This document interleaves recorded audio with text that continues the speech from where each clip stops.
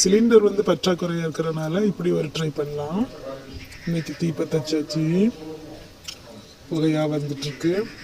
சரி, ஒரு விறகு வைக்கலாம். இப்போ தீ நல்லா பிடிச்சிருச்சு, கரசின் ஊற்றாமலே பிடிச்சிருச்சு. ஒரு சட்டியில் எண்ணெய் ஊற்றி வச்சுருக்கிறேன். இன்றைக்கி வந்து வடை ட்ரை பண்ணலாம். பருப்போட கொஞ்சம் கீரையும் உள்ளே போட்டு மிக்ஸ் பண்ணியிருக்கிறேன், முருங்கைக்கீரை. இப்போ எண்ணெய் நல்லா ஹீட் ஆகிடுச்சு. வடையை தட்டி உள்ளே போட்டுட்டேன். அடுத்த வடை போடுறேன். இன்னொன்று போட்டுடலாம். சரி, அப்படி இருக்கட்டும். சரி, இப்போ நல்லா இது என்ன செய்யுது, சூடாகி வெந்துட்டே இருக்குது. சரி, நல்லா வேகட்டும். சிலிண்டர் வந்து இந்த மாதிரி இப்போ வந்து பற்றாக்குறையாக இருக்கிறதுனால இப்படி ட்ரை பண்ணுறது ஒரு நல்ல இது.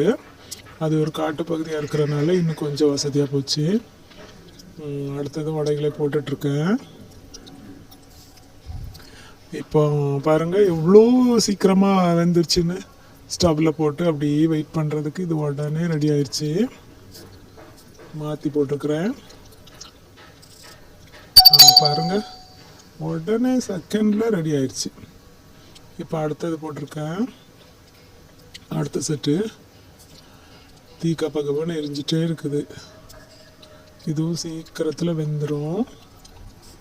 பாருங்கள் எவ்வளோ அழகாக இருக்குன்னு. நிஜமாகவே இங்கே ஒரு காட்டு பகுதியாக இருக்கிறதுனால அழகாக இருக்குது. காட்டு பக்கமாக ஒரு வாழ்வு வாழ்ந்தால் சூப்பராக இருக்கும், தெரியுமா? இப்போ வடையெல்லாம் வெந்துருச்சு. இப்போ எடுத்துடலாம். ஒன்று ஒன்றா எடுத்து நாங்கள் போட்டுட்டேன்.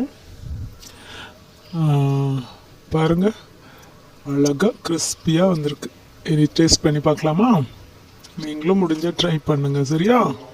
நாங்கள் சாப்பிட போகிறோம்.